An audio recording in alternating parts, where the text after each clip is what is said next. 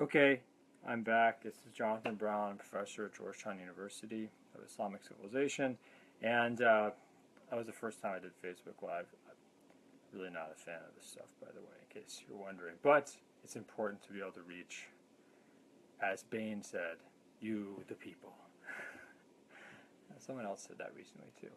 Anyway, there's two things that might happen while I'm talking to you. One, someone might try and install a stove in my house because my oven blew up the other day.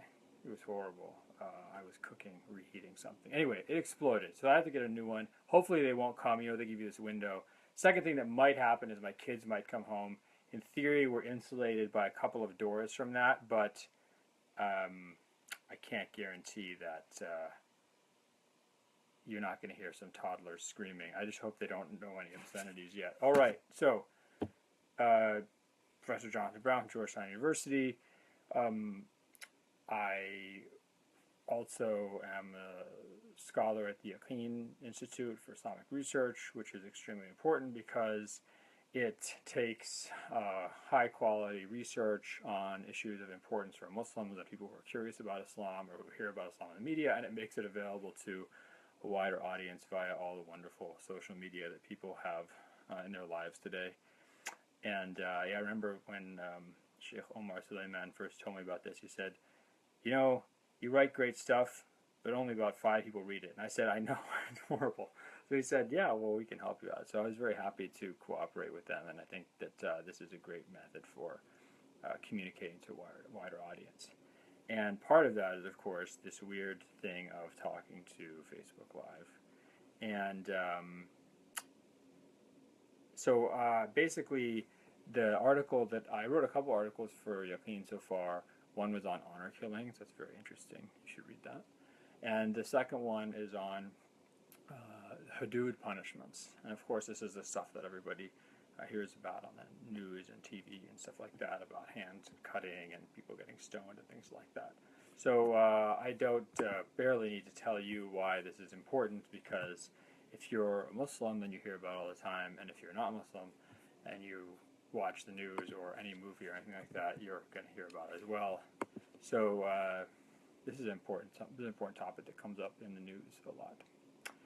And basically, so I wrote this article about a couple weeks ago, and it's apparently been the most popular thing on the Yaqeen page. Sorry, I'm trying to look at my computer too because people are saying things, which is really stressful, by the way. I feel like I'm like some kind of fighter pilot or something, except minus a plane or anything dangerous or anything potentially interesting to normal human beings. Okay, so anyway, the most popular or most widely read thing on their site, and it's not surprising because it's a really big issue of contention for people that people have a lot of questions about. So some people wrote in questions, and apparently people can ask me questions too, although I don't really know how that works, to be completely honest. I think people write comments or something. Somebody asked me a question so I can see where the questions pop up.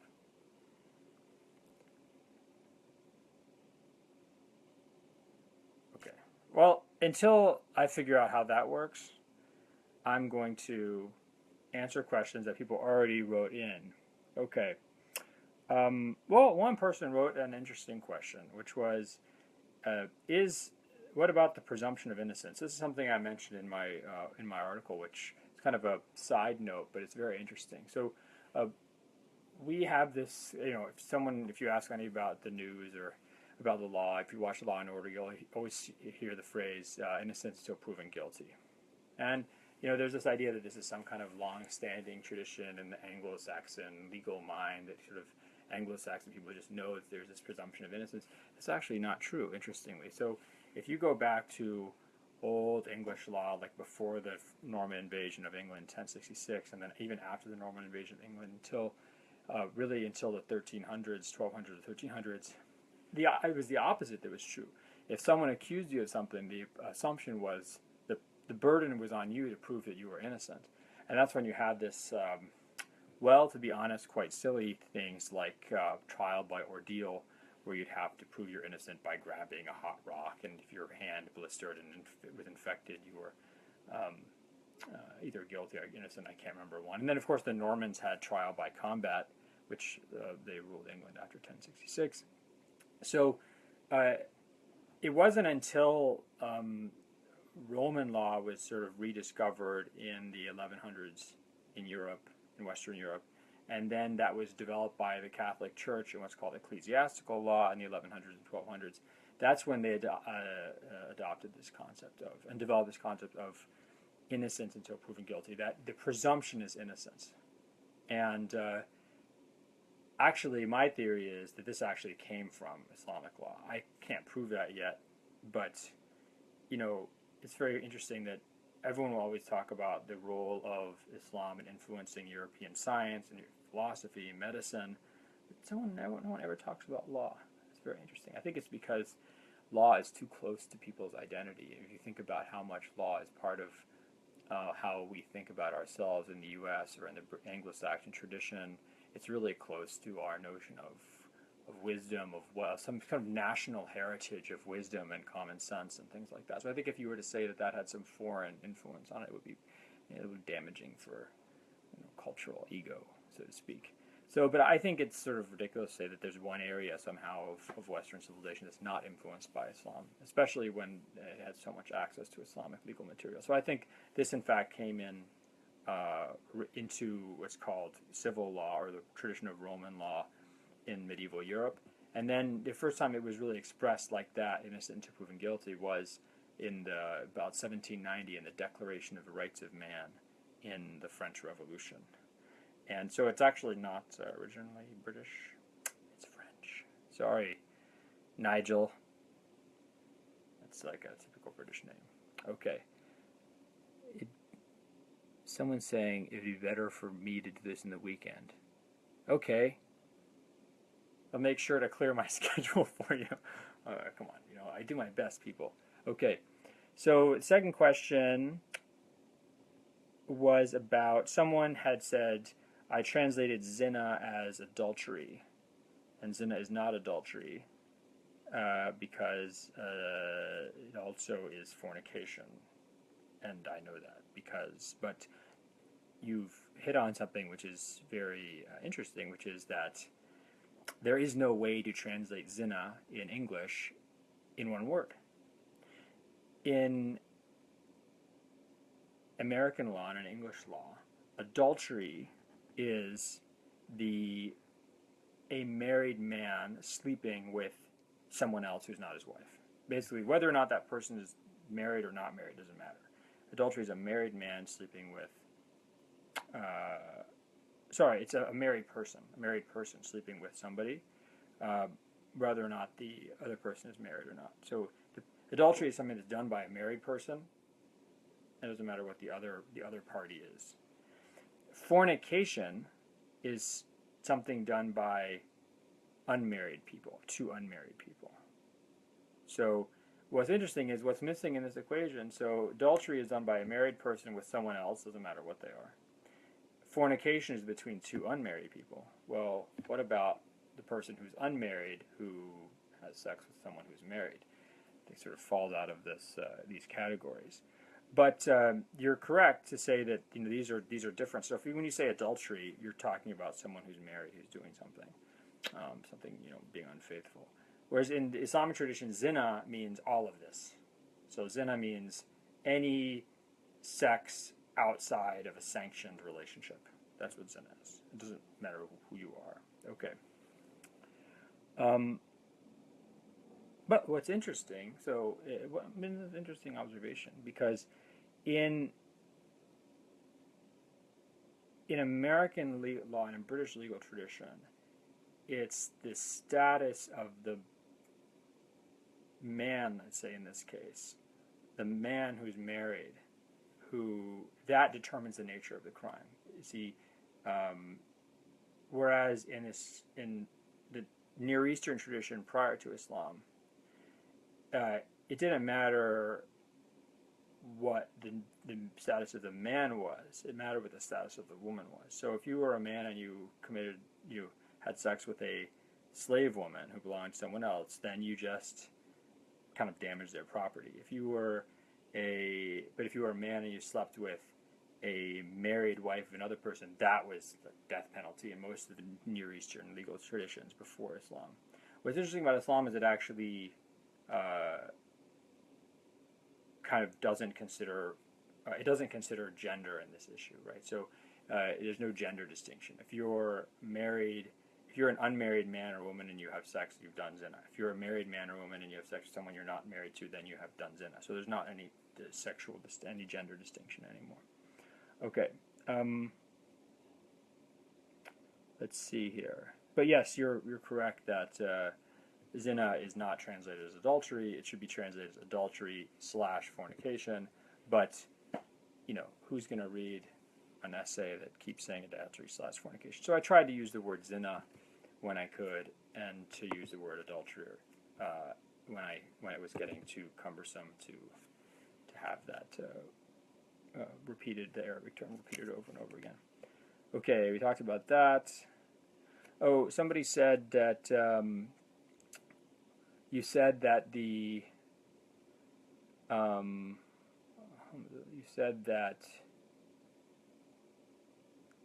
Hanafis did not consider apostasy or ridda to be a head crime, and that's not true. Yeah, it is true actually. In the response, the person said they linked me to a paper and they said you should read this, and I read that. But that paper was a good paper, but it was basically saying that the Hanafis considered apostasy to be a death penalty offense. I'm not debating that, although actually the main opinion in the Hanafi school is that apostasy is not a death penalty offense. That was stated by Tahawi and Imam al-Maraghinani and Ibn Humam. And it only really becomes the main opinion of the Hanafi school that apostasy... Sorry, I'm thinking of blasphemy. I'm sorry. I just got mixed up. Yes, very clearly, I apologize, it's very clear in the Hanafi school of law that apostasy of a man is death penalty offense. The issue of apostasy is another topic which we really need to have a whole discussion about. We can't possibly have a discussion about this today. Except that I will say that in my opinion, it's not just my opinion, that the Islamic death penalty for apostasy is not the penalty for someone who makes sort of the choice to change their religion based on freedom of conscience in their private capacity. Rather, it's punishment for someone who really publicly leaves Islam as a religion and in doing so makes like a political act of turning against the Muslim community and potentially urging other people to do so as well. But that's another topic we should have a whole another article on, and then another Facebook Live on. Yeah, okay. So, yes, no, the Hanafis don't consider apostasy to be a head offense. They do consider it to be a death penalty offense, and this is an important thing to remember. Just because something has a harsh punishment for it doesn't mean it's a hudud crime. The hudud crimes are ones that either the Quran or the Sunnah specifies very clearly a punishment for. And, oh my God, it's about to turn into chaos because a toddler's going to come in here. Hang on.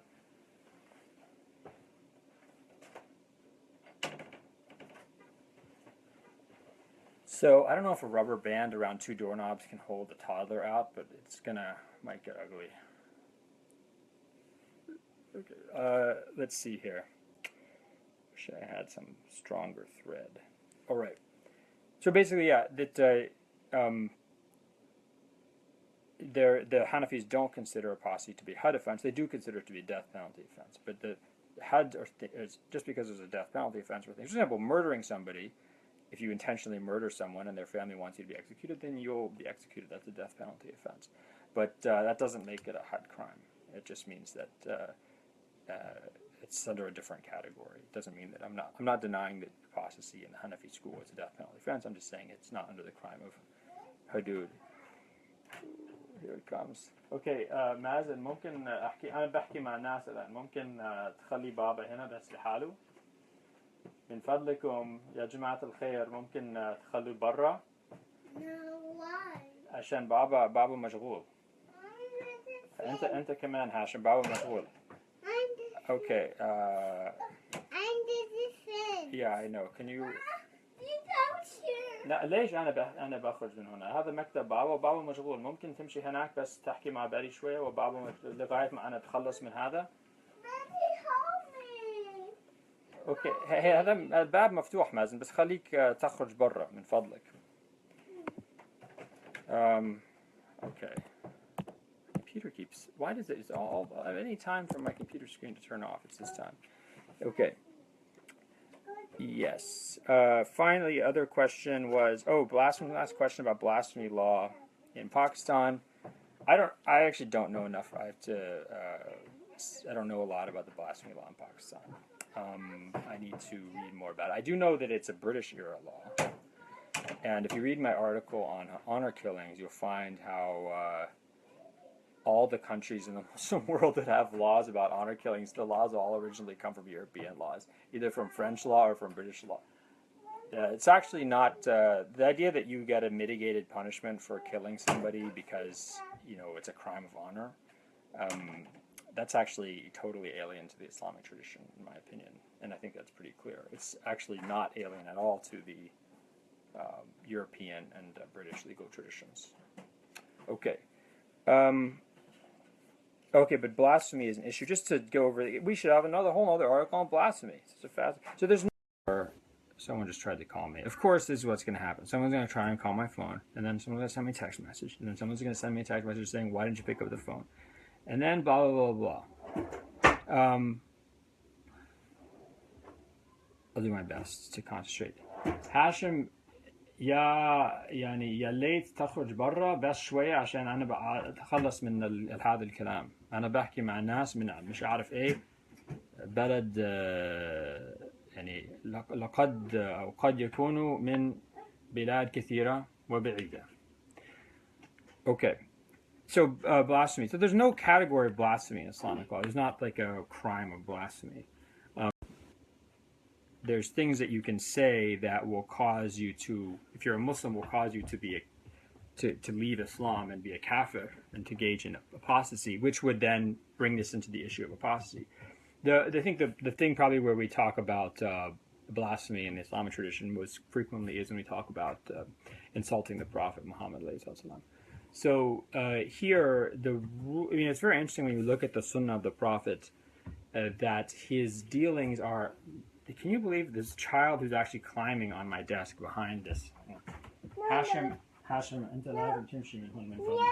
No, أنت لازم. هذا باب مجهول لازم نمشي من هون. Okay? بس شوية عشان بعد بتخلص من هذا بعد كده أنا هيجي عندك وألعب معكم. Okay? بس روح نازل وبابا يجي بعد شوية. Okay? No, هاشم.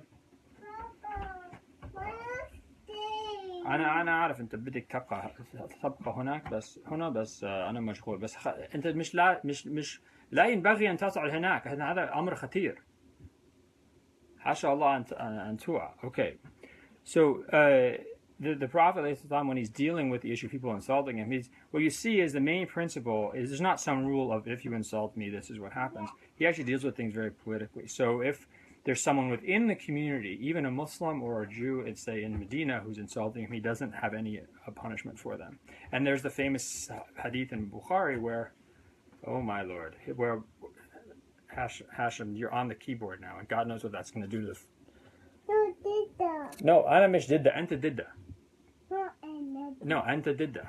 خلاص. No, خلاص. No, yes, خلاص. Okay, so basically, he doesn't punish them. He says to Omar when Omar wants to kill the person. This is ridiculous. Hang on a second.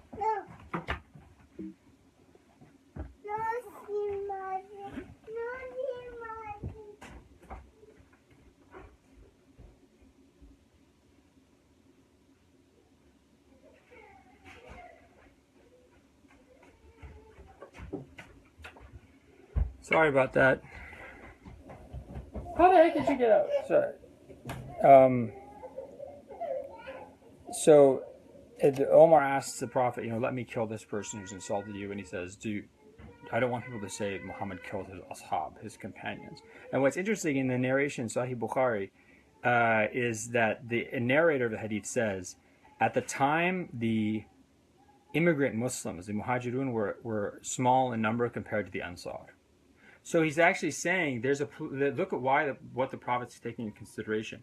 He's not going to punish someone if it's going to have politically negative consequences for the Muslim community. But when does he punish people who are insulting him? It's when there are people like Ka'b ibn al-Ashraf, who was a Muslim from Medina, who left to Mecca and actually was, someone said maybe have him sit in my lap. That would be the end of Facebook Live. They would actually stop Facebook Live as a technology. They would shut it down, and they would, because it would be so disruptive. So basically, Ka'b al-Ashraf goes to Mecca, and then he actually is doing tahreed. So he's going, and I see questions. They're flapping up on they're going up in the on my screen, I think. Okay, so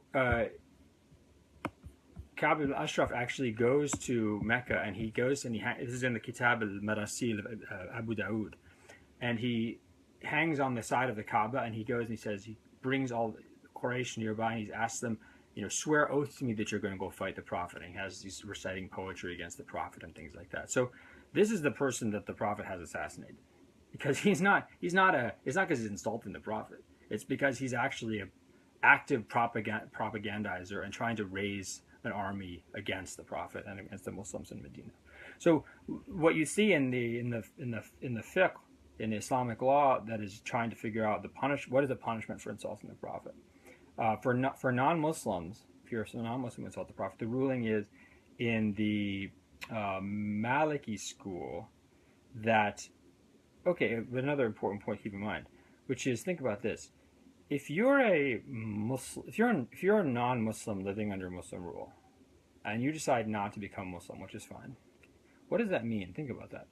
It means either you don't believe the Prophet's claim to be a prophet, or you think he's crazy. The point is, you're not accepting his claim, and in that non-acceptance is an inherent insult to him.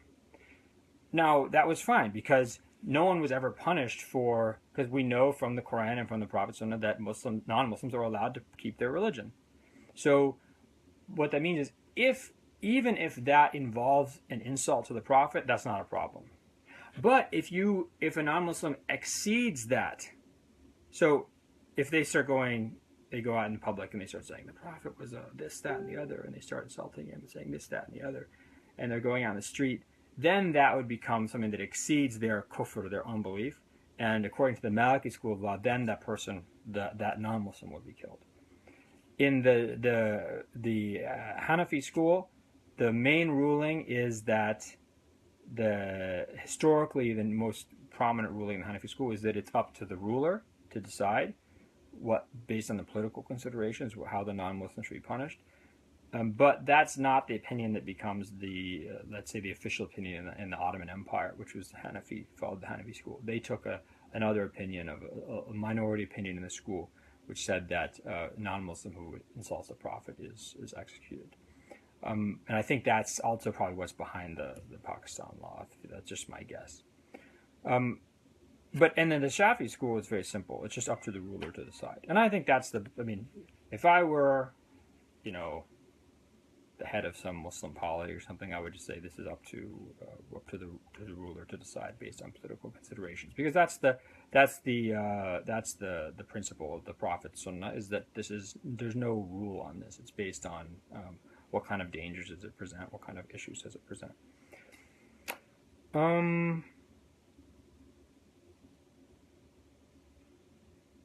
Okay, did I answer all the questions? I think so. Does anyone else answer questions? Who else has asked questions? Let me see if I can find questions on this thing that I'm looking at.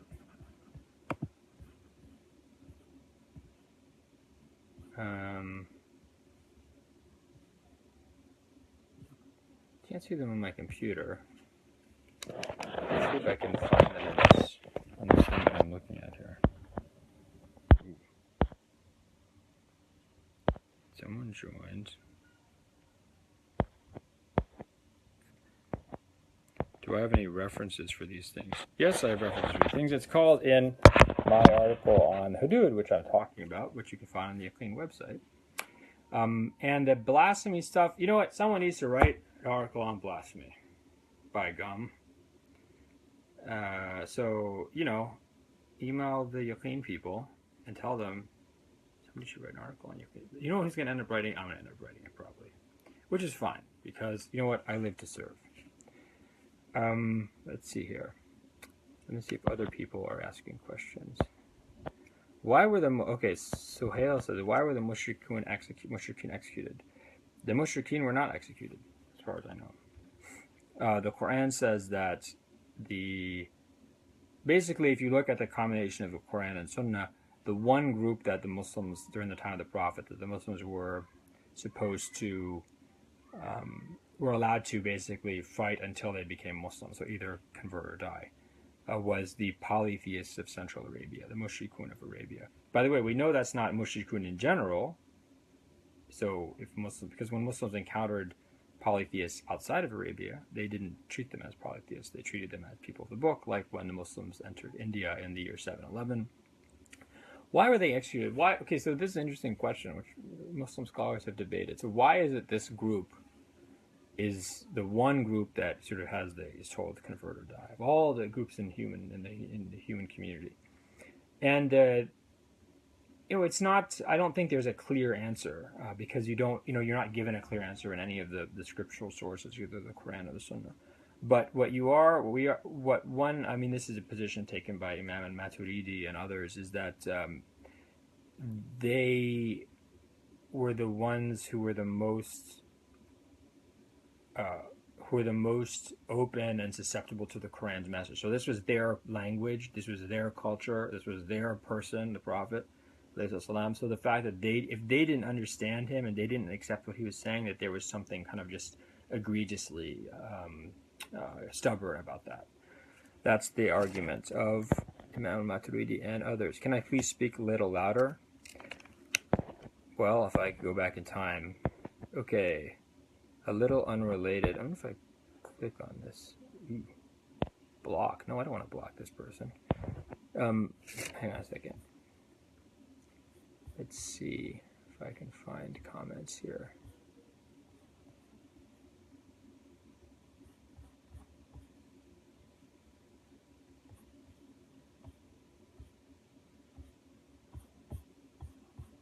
Messages. Sorry, people.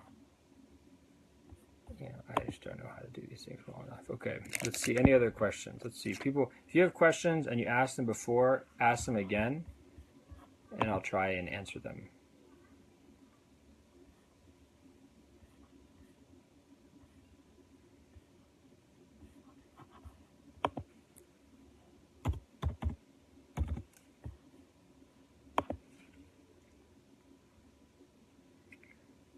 In the fact, blasphemy laws were enacted.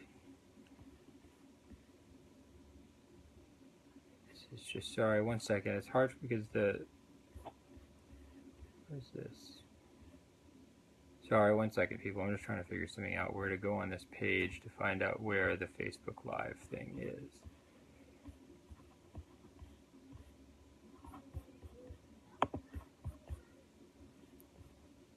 Scroll the page, let's see the comments.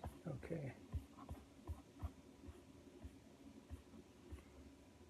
Okay, oh, there I am. Ooh, I'm watching two of myself. Okay, here we go. Here are the questions. Can you please write an article about blasphemy? Yes, I'll write an article about blasphemy. That sounds fun. Due to the presence of the Prophet Muhammad and his safety, does that render them obsolete after his death? This is an interesting question, right? So how much of a big question is how much of the laws that, especially political and military decisions that the Prophet makes, how many of them, should be continued after his death? This is something that Muslim scholars have always tried to tackle and debate, have different answers for. I'd say that in general, when Muslim scholars come to that conclusion, they default to the idea of saying it's the decision of the ruler. And as long as the ruler is not violating people's rights under the Shariah, or what's called their hukuk al-ibad, their the rights of, actually this is human rights. I mean, it's kind of cheesy. I don't want to sound cheesy, but Muslims developed human rights like, centuries and centuries and centuries and centuries and centuries before they were really articulated in the Western tradition. With this notion of hukuk al-ibad, namely the rights that every, or hukuk adamiyya, the rights that every human being has, right to property, dignity, religion, reason, and progeny. So as long as the ruler wasn't violating people's rights, then it was sort of up to the ruler to make these political calculations. And that was a way of sort of not locking the Muslim community into what might have been decisions that were made for specific calculations at the time. Okay, can you please, yes, look down. What are examples of women's rights in Islam that were only given to Western women 100 years ago? The right to for married women to own property, for example. This was only in 1882 in England that they got this. Be fully legally competent, like to have full right to engage in contracts and stuff. This was in France. It was only after World War II they got this in women. In Sahih Muslim, there are two hadiths regarding a verse of stoning. Yeah, so the stoning verse is is people have a lot of questions about that. So let's see here. Yeah, see all. Why not?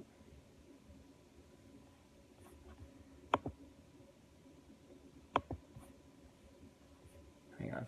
So I'll talk about the stoning verse. If you go to the article on Yaqeen, you'll see that I have a discussion of that. And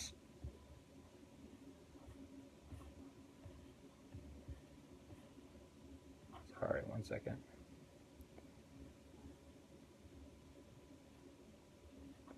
Okay, so basically there's Ken Slade. Oh, so much great article. These are great questions. I can't keep up with them all. You guys are bombarding me with great questions. So stoning. So basically the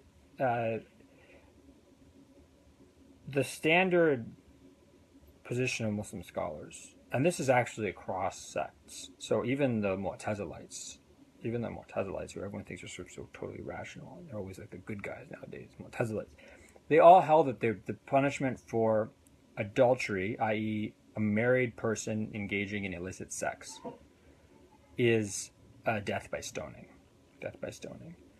And then the question was, wait a second, but the Quran, the early Kharijites did not accept that, by the way. The Kharijites, who everyone likes to say are unreasonable and horrible, they did not accept the stoning. Everyone else did. So the question is, well, how is this the case? Because the Quran says that the man or the woman who engages in zina, lash them 100 times. So give them 100 lashes. So that seems to be the punishment. Where's this other punishment from? So in the one opinion is that it comes from the Sunnah of the Prophet, that the Prophet added this as a punishment. Now the male person's coming. Of course, it's going to be one of those things where I have to sign for it if I'm lucky. No signing. Okay. So the Prophet added punishments. For example, for the unmarried person, they get lashed 100 times, and then they get exiled for a year. This is a well-known hadith. The Hanafis don't accept that. The Hanafi school does not accept that because they don't consider that hadith to be strong enough to add on to and modify a Quranic ruling, the Quranic ruling about 100 lashes. But all the other three Sunni schools say that the punishment for an unmarried person who does zina is that they have 100 lashes and then they get exiled for a year. Now, the idea is that the kind of as a in symmetry with that, the Prophet added stoning to the married person's punishment. So they get 100 lashes and stoning. Another theory, and this became kind of the most accepted theory, is that there was originally a verse of the Quran which said, "Ash-shaykh wa ash-shaykhatu idha zaniya farjuhuma al-batta." the noble man or and the noble woman who commit zina, stone them, for sure, stone them surely. And the idea is that this was originally part of the Quran, and then God orders the Prophet to remove this from the Quran, but the ruling remains. So this is the one instance of what's called naskh tilawat dun al-hukm, which is that the reading of the Quran, the verse itself is removed, and the ruling remains, which is, to be honest, kind of insane. I mean, I think that's ridiculous. I have to say, it's my personal opinion. I don't understand why you'd have that. The answer of Muslim scholars classically was that there was too much confusion over the different punishments for zina, that if you were married, unmarried, etc., and so the idea is you just remove this verse. But that wouldn't work, because there's still punishment over. In fact, there's even more punishment, because now people are talking about a verse of the Quran that's not even there anymore, and they're getting confused about that. So I think that it's. I personally don't find it convincing. Now, but there was not any real debate about this. Muslim scholars didn't have a problem with this. They said there was a verse of the Quran that was there, and then God told the Prophet to remove the verse, and so it's not there anymore, but the ruling remains. And the ruling has also been confirmed by consensus, and so that's not a problem. That was the attitude of classical Muslim scholars, and that's the attitude of the majority of Muslim scholars today. But in the 20th century, there have been some scholars, like I think the best argument is by Sheikh Abdullah bin Siddiq al-Ghumari, who died in 1993, a very, very knowledgeable, immensely knowledgeable, ocean of knowledge Moroccan scholar, died in 1993, as I said, Abdullah bin Siddiq al-Ghumari, who said, he wrote a book called, what was it called? ذوق الحلاوة في, I think, في إبطال نسخ تلاوة, I think was what the book was called. And he argues that he says the punishment for a married person committing zina is stoning, but that's just sunnah of the Prophet and consensus of Muslims. So there's no Quranic ruling, there's no Quranic root for it, and nor is there any need for there to be a Quranic basis for it. But that, again, he basically says, and all the hadiths that mention this as being a Quranic verse are not widely transmitted enough. They are considered to be Sahih hadiths, but they are not widely transmitted enough for us to accept what is in effect a highly irrational claim that the Quranic text was altered, and also a claim that kind of contradicts the Quran's message about itself, which is that it's a text that's intact and that is guarded by God. And then in 1973, Sheikh Muhammad Abu Zahra, who's a famous Egyptian jurist and professor of law and traditionally trained scholar, he died in 1974, a year before his death, in a conference, and I think it was in Algeria. He said that he also doesn't believe that in the punishment for stoning, because he thinks that this is inappropriate for the crime. And the general theory is, well, where did it come from then? The people who denied this punishment now, they say that it came over from Jewish custom. That it was basically Muslims, sort of early Muslims trying to emulate Jewish custom. I'm not trying to say one way or the other. This is a very controversial issue. I'm just telling you what the opinions are. Okay. When you say exiled for a year, where do these people get exiled to? Outside the boundary of the qasr. So if you'd have to be somewhere beyond, in the Hanbali school, like 82, and Shafi school, 82 kilometers. So outside the distance after which you'd be able to shorten your prayers and combine your prayers. Do I think that hudud punishment should ever again be implemented? That's an interesting question. I mentioned a verse that was put in and then removed. I talked about that.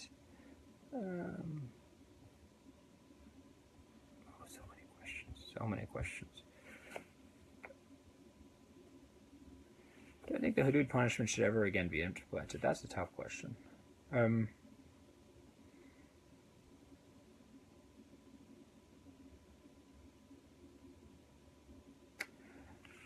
Well, it's a loaded question too, right? Because you're asking, in one sense, you're saying, should the hudud punishments exist in the law? or then should that law be carried out? I think that as a Muslim, one would have to say that in theory the hudud should be part of the law. I think that I think if you're a Muslim, you'd have to say that. Otherwise, I think you would risk not being Muslim. Not to put it in just my opinion. I'm not a mufti, just a professor, right? Because it's so clearly stated in the scripture. It's so clearly stated in the Quran, the Sunnah. I mean, to sort of just deny that this is even theoretically desirable or theoretically right, I think that is very problematic. Okay, well, what about them actually being implemented? As I discussed at length in my article, they weren't supposed to be implemented from the beginning. I mean, the idea is you're not supposed to carry out these laws, and this is clear in the Quran, where you have 100 lashes for zina as a punishment, but then right 2 verses later you have the requirement to have 4 witnesses to the act. And if you don't have 4 witnesses, then the people who do accuse the person of zina are lashed 80 times for slander. And the Prophet makes it clear that the witnesses actually have to see the man's penis going into the woman's vagina like a like a eyeliner applier going into the bottle of eyeliner. This is in the hadith, in Sunan Abu Dawud.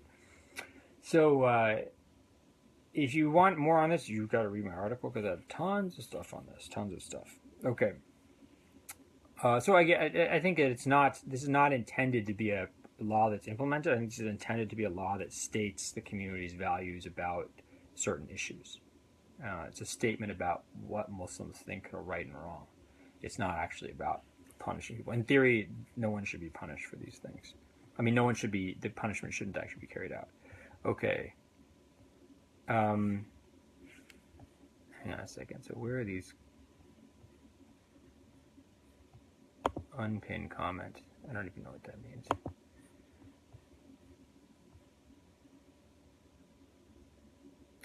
The psychological reality of man has changed within the last century. Our sensitivities to gruesome, bloody acts have been extremely heightened. Many Muslims feel guilty between support for God's laws and their modern sensitivities. Make them feel, oh no, here comes the kitchen. Here comes the stovetop, everybody. If I don't get the stovetop installed, I'm not going to be able to cook. And then you know what's going to happen? I'm going to get fired as a husband and a dad. I'm going to get taken, I won't be giving haqq to the people that I owe haqq to. So that's a really good question. Person that I just read the question of, it's actually mentioned in the last part of the article. Please go to the last part of the article and read it. Folks, I've been looking at a picture of myself for I don't know how many minutes now. I hope I know people have been out there because they're asking questions. I hope it hasn't been horrible for you. Next time, I'm going to lock myself in a soundproof room, and here come more kids. And I'm going to make sure there's no stovetops being delivered, and other things that will make it a better experience. I got to go now. Assalamu alaikum. Please read the article because I have to say it's really good. It has a lot of movie references in it, and some really good clips to YouTube stuff that's very funny. So enjoy. I got to go. Ma salama. Jazakum Allahu khair. Wa Allah subhanahu wa ta'ala a'lam wa a'la.